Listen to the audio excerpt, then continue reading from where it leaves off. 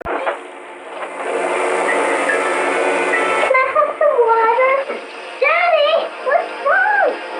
I saw my daddy, I was real scared, so I called 911. The call came in to Riverside County Dispatcher Dan Klein. Emergency. My dad just fell down on the tile. What? My dad just fell down on the tile. Your dad fell down? Yeah, on the tile. Is he hurt? I don't know. Okay, can your daddy talk to you? No. He can't? Did he ask you to call for help? No.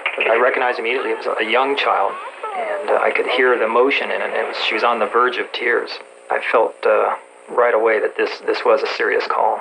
Okay, are you all by yourself? Yes. What's your name? Kimberly Gleason. Kimberly? Uh-huh. Okay, Kimberly, we're going to send you help right away, okay? Uh-huh. Now, I want you to stay on the phone with me, all right? Uh-huh. All right. How old are you, Kimberly? 5. You're 5? I got a babysitter. She just lives around the corner. But the babysitter's not with you? No. She's only 5 years old. She was alone. I guess her whole world had crashed down on her right then, and there was nobody to turn to except the telephone.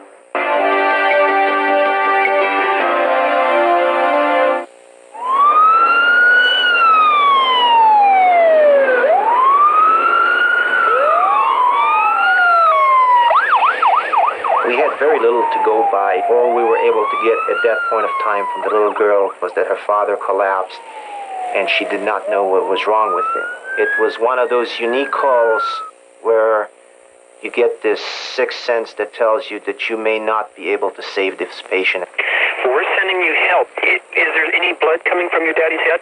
No. But he's sleeping? Yeah. He's just sleeping there. Uh-huh. Okay. Can you see your daddy right now? Yeah. And he's still laying there? Uh-huh.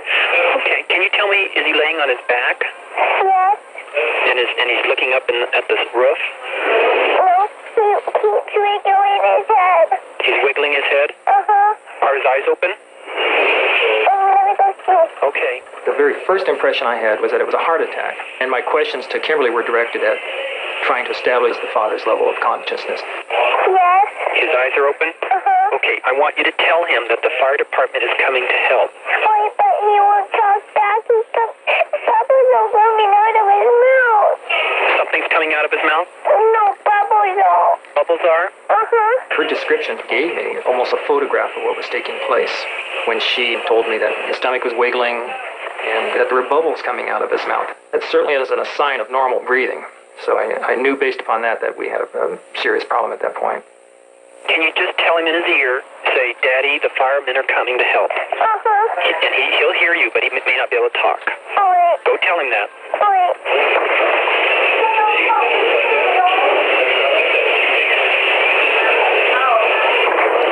All right, I told him that. Okay, real good. That's great. Now, can you tell if he's breathing? Can you... Yes, stomach's wiggling. That's good. We're happy about that. He must have just hurt his head really bad. Okay. Is there anybody else there with you now? No. I thought I could hear another voice. No, what's that, honey? We got nobody else with me. No, everybody did. Also, except one of my friends and our dad. Okay, Kimberly, do you have somebody that lives next door to you? Yes. Do you think Kimberly, come on, listen to me now. Listen to me. I'm going to help you, okay? Now, is there somebody living next door that you can go and tell? Yes. Why don't you do that? And then come back and talk to me on the phone. All right. Okay, run next door and get help. Wait, but what do I say to him? Tell him your daddy is hurt. All right. And the fireman is on the phone, and he wants to talk to you, to somebody else. All right. And I'll stay on the phone. I asked Kimberly to go outside because it gives her something to do. If Kimberly were hysterical and out of control, and if her father could sense that or could hear it, then that would perhaps affect his condition. Fire department EMTs arrived on the scene within 5 minutes. He's on the tile floor. He's bleeding. Is he gonna feel? Dispatcher Dan Klein had stayed on the line until he knew help was there. Okay, well, you guys got it now. Later, maybe. I'll call you later then, maybe. Bye. I have a 5-year-old, And the thoughts going through my mind at the time was that it would be the worst moment of their little life. And that's what I felt Kimberly was going through, perhaps the worst moment of her life. The ambulance with paramedics John Nelson and Gad Smith arrived less than a minute later. As soon as we got to the scene, we found our engineer informing us that they have a very critical patient lying on the floor. He was not breathing at the time, and he appeared to have been going through a severe seizure activity. Even for us as paramedics, it's a very traumatic experience to visualize. It's something that tells you that you are dealing with a victim that is in dire need of immediate intervention. Hi, what's your name? Kimberly, I want you to step back over here, okay? We try to find out where her mom worked. Perhaps the mother could give us some valuable medical information about this man's condition. Kimberly told John how to reach her mother. I always thought that I would never, ever forgive myself if anything happened to either one of them. So when he called me and I heard Kimberly crying in the background, and he said that there had been an accident, I was really scared. Barbara, listen, I need to know what medications your husband takes. She was actually really hysterical, but she relayed to us that he had a medical history of having an anomaly of the brain that was causing him to seize.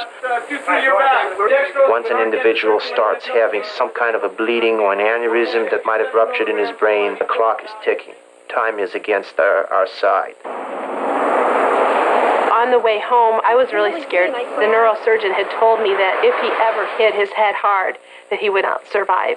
1, 2, 3, 4. All right, go ahead, get on my way.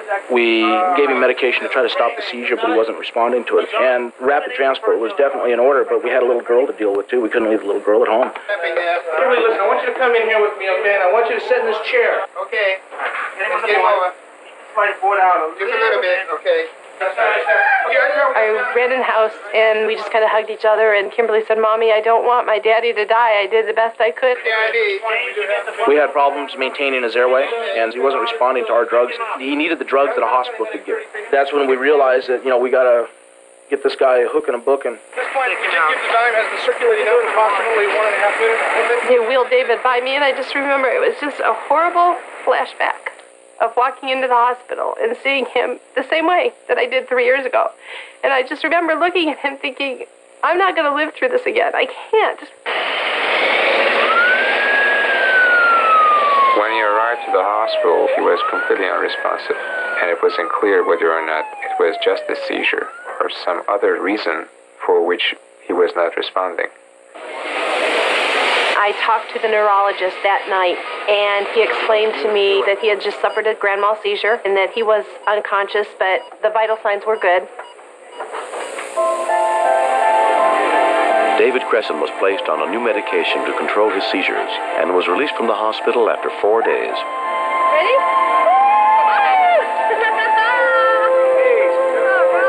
My relationship with Kimberly is a very special relationship. We take care of each other. And that phone call that she made saved my life that day. I have heard the tape of Dan Klein and my daughter, and I was so impressed. My eyes began to water, and tears rolled. After the accident, Kimberly Cresson wrote a thank you note to dispatcher Dan Klein. 2 months later, she finally got to meet him and his family. It's very rare to hear from anybody about an incident or a call that we've been involved in. So when Kimberly's mother, Barbara, called, I was very excited.